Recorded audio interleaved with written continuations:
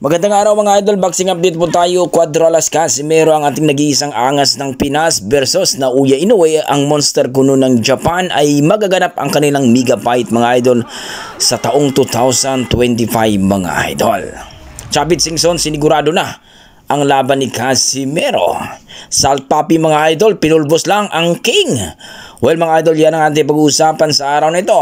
Kung bago kayo sa ating YouTube channel mga idol, well, pakipindot na ang ating notification bell mga idol at pakilike at subscribe na rin. Well mga idol, alam naman natin na talagang napakatagal na ito. Mula 2020 mga idol ang kanilang hamunan o kung saan ay hinahabol taga ni Cuadros Casimero itong si Naoya Inoue.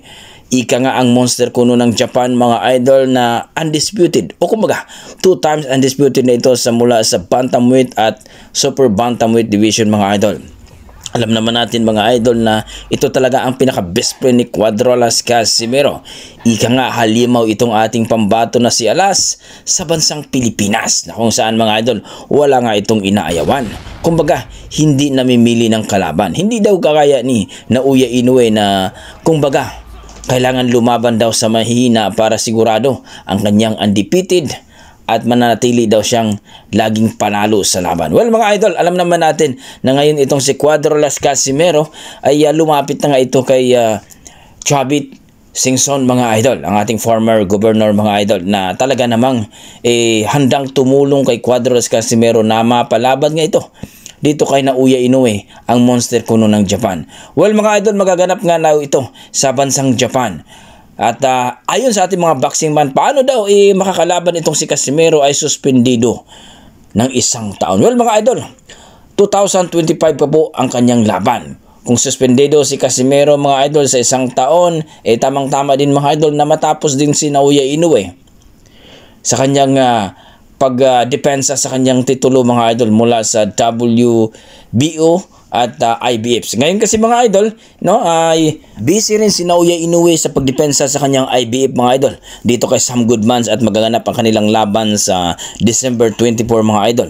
Diyan nga sa bansang Japan na kung saan ay depensahan ang kanyang titulo na IBF mga idol. At dito nga mga idol, mapapalaban din itong si Casimero. At marami na nga itong inoperan mga idol sa kanyang manager at kay Chavit Singson mga idol na malaki. Isa nga daw ito si Nonito Donaire at Carl James Martin mga idol at Luis Neri na kung gusto daw na mapalaban dito kay Casimero ay talagang nag-o-offer sila ng malaki. Hindi lang ang tatlong boxer mga idol kundi ang dalawang nasa ranking mga idol. Itong si Elijah Pearce at itong si Dennis McCann.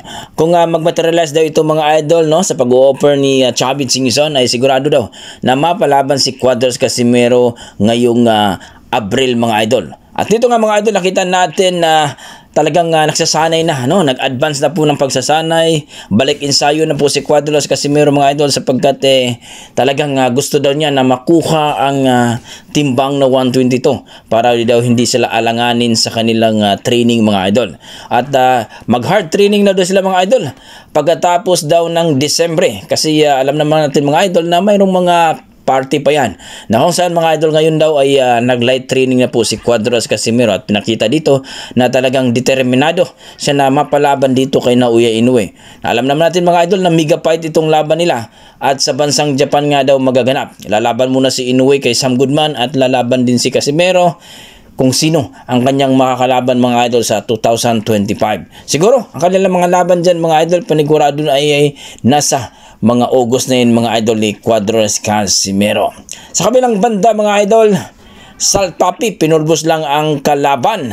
Malaki itong kalaban ni Salt Papi mga idol. Alam naman natin itong si Salt Papi ay pangalawa sa napakaangas na boksingero na talagang iba ang ating dugong Pinoy mga idol.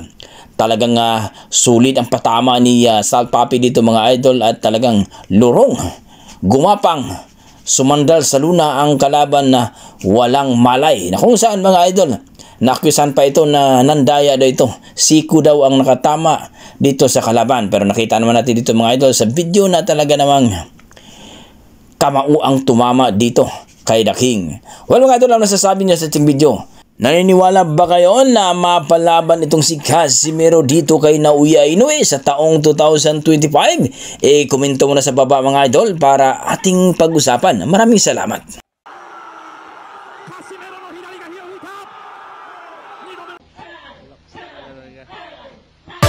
Yeah.